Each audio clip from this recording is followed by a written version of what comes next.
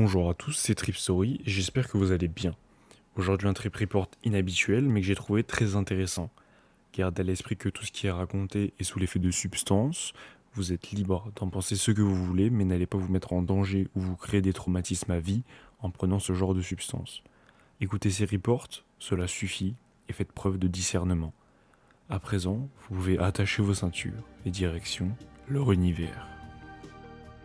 J'ai consommé la boisson et j'ai appelé mes potes sur Discord pour jouer à des jeux vidéo. J'ai joué pendant 1 heure en m'enfonçant de plus en plus dans la brume d'ivresse, comme si j'avais bu 1 ou 2 bières. J'ai ensuite décidé de m'aventurer dehors pour acheter un paquet de cigarettes pour le trip. Sur tout le chemin, je n'avais pas l'impression que les effets augmentaient. Alors en rentrant, j'en ai repris. J'ai immédiatement commencé à m'enfoncer dans la brume et j'ai réalisé que j'avais peut-être merdé. Je découvre que j'avais juste pris assez pour me catapulter entre le 3e et le 4e plateau. J'éprouve un très vague sentiment d'effroi, comme si je venais de monter sur de terrifiantes montagnes russes. Ensuite, je commence à ressentir une présence, quelque part, mais je ne sais pas exactement où. Je commence à percevoir les machines qui vibrent, et l'air ressemble maintenant presque à une eau ou un gel épais. Un visage étrange mais familier ne cesse de surgir dans mon esprit. Il est très grand, environ 2 mètres, musclé, avec de longs cheveux blonds et une barbichette noire. Son bras droit est une prothèse créée à partir d'une technologie impossible, faite de métal organique sous la forme de grosses fibres musculaires ressemblant à des câbles attachés à un mécanisme blindé, là où se trouvait autrefois son bras gauche. Qui est-il? Pourquoi j'ai l'impression de le connaître? On dirait qu'il fait partie d'un établissement médical. Soudain, je n'arrive plus à contrôler mes yeux et je commence à ressentir de puissantes hallucinations, les yeux fermés de cet homme se débattant à l'intérieur d'un étrange cylindre, rempli d'un liquide épais et visqueux, comme dans les endroits où on fait du clonage dans les films. Au-dessus de sa tête se trouve un casque qui couvre ses yeux et sa tête. Il y a une vingtaine de câbles reliés à cet homme jusqu'au plafond de la pièce. Je me rends compte que cet homme souffre et j'arrive à entendre le chuchotement de sa voix. Tout est technologie désormais. Les murs ou l'air comme de l'eau.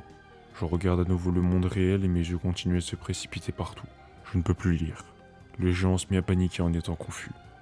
Son nom est Sir Kendall Sariella, un chef terroriste capturé il y a 20 siècles par la Fédération intergalactique, qu'ils appellent familièrement la police de l'espace. Je sais exactement pourquoi il m'est familier. Je l'ai créé dans un de mes livres. En fait, c'est l'inverse, me dit-il, tandis qu'un des policiers de l'espace ouvre son cylindre et débranche l'un des énormes câbles du plafond. Soudain, ma perspective est violemment tirée vers l'arrière. Ma vision commence à se détériorer comme un bug d'ordinateur, et je prends soudain conscience de mon moi à la 3e personne. Puis ensuite, le message « Connexion au RG coupé, veuillez réessayer » et plusieurs jauges vides sont apparues. Mon point de vue est attiré à plusieurs reprises dans celui de Kendall, et dans sa voix j'entends « Votre monde n'est qu'une simulation créée pour me garder moi et d'autres comme moi, sous sédation. Sans vous, je ne peux pas quitter cet endroit. Mon monde est renversé. » L'idée que je faisais maintenant littéralement partie de ces gens bizarres qui croient que le monde est une simulation m'a traversé la tête lorsque Kendall a cassé le poignet d'un des policiers de l'espace avec son bras mécanique, sortant de son tube, qui est aussi mon crâne dans ce monde. Ma vision devient beaucoup plus claire maintenant. Je suis vraiment l'avatar de Kendall Sariella dans ce monde. Je suis lentement aspiré hors de mon corps maintenant, alors que Kendall lutte pour arracher les câbles qui le relient au plafond, jusqu'à ce que soudain je réalise « Attends, si je me déconnecte, je vais mourir dans ce monde. Je veux pas ?» Je commence à percevoir un homme qui ressemble, sent et sonne comme si son nom était Dexter. Il ressemble à Kendall. La peau et les cheveux de Kendall sont d'ailleurs devenus gris foncé. Si jamais tu traverses l'horizon, tu ne reviendras jamais. Ne l'oublie pas, me dit-il, et je suis ramené dans ma chambre dans le monde réel. Tout est en 2D et une source de lumière incroyablement brillante commence à imprégner les murs. J'ai littéralement l'impression que ma chambre dont la porte est fermée a été déconnectée de ma maison, et qu'à l'extérieur de ma chambre se trouve une étendue de néant. Ma chambre commence à tourner, lentement d'abord, puis de plus en plus rapidement. Plus ma pièce tourne vite, plus elle devient violette. Je commence à voir un motif fractal infiniment noir qui émet un bourdonnement si incroyablement grave qu'il me secoue profondément. Il s'agit du 4e plateau, et j'avance à travers l'horizon des événements. Pour y parvenir, je sors de ma propre tête et je suis maintenant complètement immergé dans le corps de Kendall. Je perçois mon ego sortir de mon corps, sous la forme de moi-même, ne laissant que Kendall contrôlé par moi-même. Je commence immédiatement à jouer avec mon bras cybernétique, et je réalise qu'il y a une manière très particulière et capricieuse pour le faire bouger. La police spatiale m'explique que mon ego est un connard, et ils ne veulent pas que j'amène ces saletés à bord de la station. Soudain, Je prends conscience que tout est une technologie incroyablement avancée autour de moi. Des milliers d'années au-delà de ma compréhension. Rien d'électrique, mais tout de technologique. D'accord, dis-je, mais ne m'emmène pas. Je veux revenir. Alors Kendall hoche la tête et enlève complètement son casque, je me rends compte que c'est ce que l'on voit quand on meurt. Et je me sens étrangement en paix. J'avais la sensation que toutes les religions du monde ont tort. Je réalise que le monde de mes romans est en réalité le monde réel et que je vis depuis des années dans une simulation. Je sors de la cellule et découvre que je me suis évadé de la prison spatiale.